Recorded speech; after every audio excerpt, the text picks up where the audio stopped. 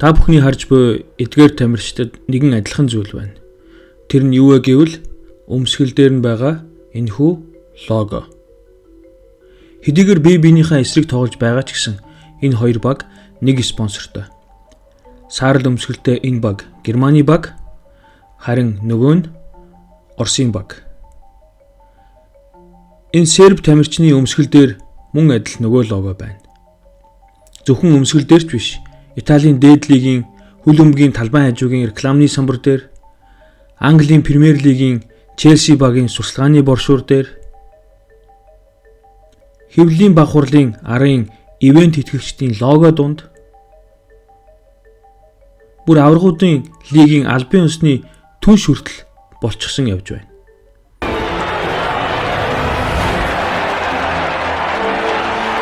We light up the football. Gazprom, official partner of the UEFA Champions League. Тийм ээ, энэ бол Gazprom, Оросын холбооны улсын төрийн өмчт байгалийн компани. Мэргэжлийн хөл өмгийн багууд тамирчдынхаа өмсгөл дээр компаниудын логог байршуулах замаар мөнгө олдог. Хөл өмгийн багуудыг ихэвчлэн автомашин, төлбөрийн карт, согтууруулах ундаа, газтай ундаа, гар утас цахилгаан бараа гэсэн төрөл бүрийн жижиглэнгийн бараа бүтээгдэхүүнийг үйлдвэрлэж хувь хүмүүс санал болгодог хувийн компаниуд ивент хийсээр ирсэн.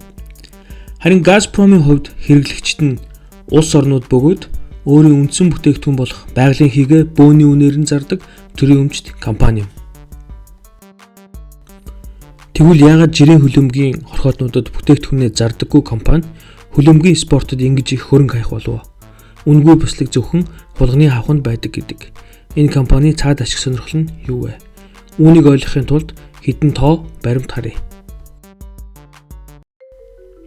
Байгалийн нөөцөөр Оросын холбооны улс нь дэлхийд тэргүүлдэг. Өөрөөр хэлбэл дэлхийн байгалийн батлагдсан нөөцийн 4/1 буюу 1.6 триллион куб метр газ дангаараа Оросын холбооны улсын нутаг дэвсгэрт байдаг байна. Орос нь байгалийн олборлолтоор харин дэлхийд Америкийн дараа хоёрт ордог. Харин Оросын нийт хий олборлолтын 70 гаруй хувийг Газпром дангаараа хийдэг. Энэ компани ихэнх олборлолт нь хойд туйл орчимд явагддаг байна. Газпром компаниг Путиний эртний анд Алексей Миллер 2001 оноос өнөө хүртэл удирдах байна. Өмнө нь Газпром нь үйл ажиллагаа нь олон нийтэд ил тод биш, авилгалд идэвхжсэн компани гэсэн нэр хүндтэй байсан юм. Алексей Миллер 1990-96 оны хооронд Путинийг Санкт-Петербург хотын захиргааны гадаад эдийн засгийн хорооны даргаар ажиллаж байхад хамт ажиллаж байсан бөгөөд одоогийн ерөнхий сайд Дмитрий Медведев мөн Оросын хоёр дахь том төрийн өмчт компани болох Роснефтийн гүйцэтгэх захирал Игорь Сечин нарын нэгэн адил Санкт-Петербург хотын захиргаанаас гаралтай Путиний хамгийн ойрын хүмүүсийн нэг юм. Газпромын хамгийн том хувьцаа эзэмшигч нь Оросын холбооны улсын засгийн газар бөгөөд тус компани 50%-ийн 23%-ийг эзэмшдэг. Харин байгалийн хий болон нефтийн орлого нь тус улсын төсвийн 40 гаруй хувийг бүрдүүлдэг байна. Европ ТV тэр аяар Оросын байгалийн экспортоос хамааралтай гэж хэлж болно. Энд улаанаар тэмдэглэгдсэн зүүн Европын орнууд нь Оросын байгалийн экспортоос 50-аас 100% хүртэлх хувь хамааралтай юм. Харин ягаанаар тэмдэглэгдсэн орнууд нь 50 хүртэлх хамааралтай. Эдгээр орнуудаас хөл өмбөг өндөр хөгжсөн Германыг онцлон авч үзье. Дашрамт хэлэхэд Герман нь дэлхийн хамгийн том газ импортлагч орн юм. Германы хүчрхэг ажилтнуудын эдийн засгийг амьдруулагч цус нь газрын тос болон байгалийн хий гэж хэлж болно. Гэтэл Герман улс нь газрын тос болон байгалийнхийн дотоодын нөөц гэж бараг байхгүй. Дотооддоо маш бага хувиар олборлдог тул бараг 100% гадны импортоос хамааралтай. Тухайлбал газрын тосны хэрэглээнийхээ 98%-ийг, байгалийн хийн хэрэглээнийхээ 95% орчим хувийг гаднаас авдаг. Та бүхэн Германы эрчим хүчний анхдагч их үүсвэрүүдийг эндээс харж байна. Эндээс харахад байгалийн хийн тус улсын нийт эрчим хүчний хэрэглээний 25% орчим хувийг дангаараа бүрдүүлдэг бөгөөд энэхүү 25% орчим хувийн хэрэглээний 95% орчим буюу бараг 100%-ийг гаднаас авдаг. Оросын холбооны улс дангаараа энэхүү импортын 40%-ийг эзэлдэг. Герман улс нь хүрээлэн буй орчинд илүү хортой нүүрсний хэрэглээнээс татгалзах бодлого баримталж байгаа бөгөөд 2038 он гэхэд нүүрсийг огт хэрэглэхгүй байх зорилт дэвшүүлсэн. Мөн 2011 оны Японы Фукушимагийн атомын цахилгаан станцын дэлбэрэлтээс болж тус улс өөрийн атомын цахилгаан станцуудаа хаасан. Тэгэхээр нүүрс цөмийн эрчим хүчний хэрэглээ багассантай холбогдуулж нүүрснээс хамаагүй бага хүлэмжийн хий ялгаруулдаг байгалийн хий мөн нар салхи гэсэн сэргээгдэх эрчим хүчний их үүсвэрийг дэмжих бодлогыг Германы канцлер асан Герхард Шройдерийн засгийн газар 1990 оны сүүлээр баримтлах болсон. Оросын холбооны улсаас Европын орнуудад нийлүүлж буй байгалийн хий экспортын 40 гаруй хувь нь Украины нутгаар дамжин тээвэрлэгддэг. Энэхүү дамжин өнгөрөх тээврийн зардалд Оросууд Украинд жил бүр 2-3 тэрбум ам долларыг төлдөг байна.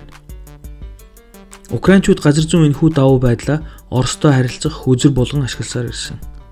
Украин-Оросын харилцаа зүйл толботуулж задарснаас хойш тийм ч таатай байсангүй.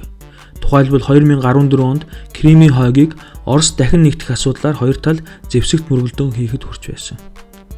Иймд Украинаас хамаарахгүйгээр байгалийн хийгээ Герман болон Европын бусад орнууд руу нийлүүлэх мэрэгэн шийдлийг Оросууд олсон нь Балтийн тэнгис доогуур газын хоолой татах замаар Орос Германыг холбосон Nord Stream төслийг эхлүүлэх байв. Оросууд энэхүү бодлогоо хэрэгжүүлэхэд Герман талаас дэмжих хамгийн чухал хүн нь 1998-аас 2005 оны хооронд Германы канцлераар ажиллаж байсан Герхард Шройдер байв. Сөрөг хүчнийх нь түүнийг Оросын талыг хэд баримтлагч Германыг Оросын байгалийн хий экспортоос хараат орон болгох хэмээн шүүмжилдэг байв. Гэсэн хэдий ч тэд Шройдер болон Путин нарын нөхөрлөлийг зогсоож дийлээгүй. Харамсалтай нь Шройдер 2005 оны сонгуулиар Ангела Меркельд ялагдсны улмаас канцлерийн суудал дахин сонгогдож чадаагүй. Канцлерийн албан тушаалаас буусан хэдий ч тэрээр Nord Stream төслийг хэрэгжүүлэх хамтарсан компанийн туузын дараагаар томилогдов. Түүний канцлерийн албан тушаалаас буухын өмнөхөн Газпромын Deutsche Bank-наас авсан 1 тэрбум ам долларын зээлд нууцаар баталгаа гаргасан асуудалд хэвлэл мэдээллийн хэрэгслэр түүнийг ихээхэн буруутгаж байсан ч түүний шинэ ажилд нь ямар нэгэн нөлөө үзүүлж чадаагүй лээ. Ich freue mich nicht über Kritik, sondern über die Aufgabe, sehr wohl. Warum sollte ich mich über Kritik freuen? Mit der habe ich zu leben, gar keine. Газпромын хөлөн бүгд ихээхэн хөрөнгө хаях болсон нь 2006 оноос ихтэй бөгөөд үүнд Герхард Шройдерийн нөлөө багагүй байжээ. Учир нь Газпром 2006 онд 115 жилийн түүхтэй Германы Schalke клубыг Шройдерийн санал болгосны дагуу ивент итгэхээр болов. Тухайн үед Schalke клуб нь санхүүгийн хувьд хүнд байдалд орчихсон байсан бөгөөд нийт 110 сая еврогийн өрөнд орсон байлаа. Гэхдээ Schalke-ийн жирийн нэг хөлбөмбөгийн баг биш байсан бөгөөд Германд хөгжийн дэмжигч ихтэй клубүүдийн нэг мөнөөс гадна Германы эрчим хүчний салбарт нөлөө бүхий эрх мөдтэй холбоотой клуб байв. Учир нь Schalke клуб нь Германы баруун хойд хэсгийн Гельсенкирхен хотод байрладаг бөгөөд харин Гельсенкирхен хот нь Германы эрчим хүчний төвөгдөх Руhr мужид хариалагддаг. Мөн Гельсенкирхний хажууханд Европын газын гол терминалуудын нэг мөн агуулгууд байдаг Рейден хот байрладаг.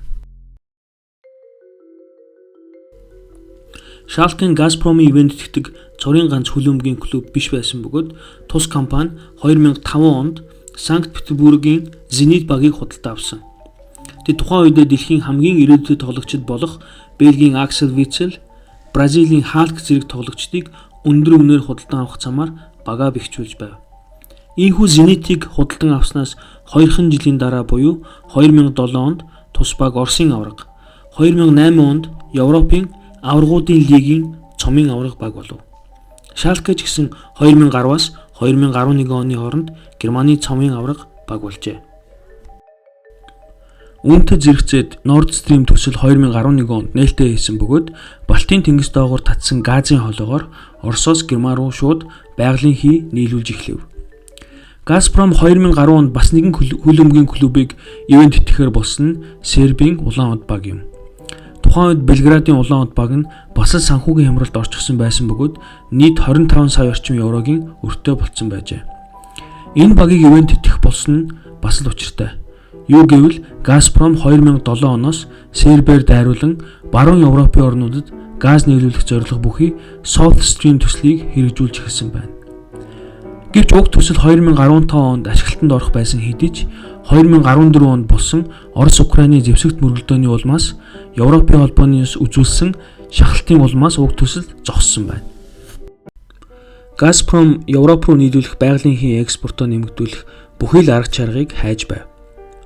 Үүний дагуу Nord Stream 2 төслийг 2011 онд эхлүүлсэн бөгөөд уг төсөл 2020 оны дунд гэхэд ашиглалтанд орох байсан хэдий ч уг төсөлд туслан гүйцэтгэгчээр оролцож байсан олон улсын компаниудад Америк нэгдсэн улс хориг тавьснаас шалтгаалж уг төсөл өдгөө гацаанд ороод байгаа билээ. Оросын холбооны улс уг төслийн барилгын ажил буюу Балтийн тэнгис доогуур хийн холоо барих ажлыг олон улсын туслан гүйцэтгэгч компаниудын тусламжгүйгээр өөрийн хүчээр барьж дуусгахаа амлаад байгаа юм. Анхны Nord Stream төсөлтөө яг адилхан маршруттай уг төсөл хэрв ашиглалтанд орох аваас Оросоос Европын орнуудад нийлүүлэх байгалийн хэмжээ 2 дахин нэмэгдэх юм. Газпром компани үйл ажиллагааг байгаль орчныг хамгаалах зорилго бүхий олон улсын төрийн бус байгууллагууд хүчтэй шүүмжилсээр ирсэн.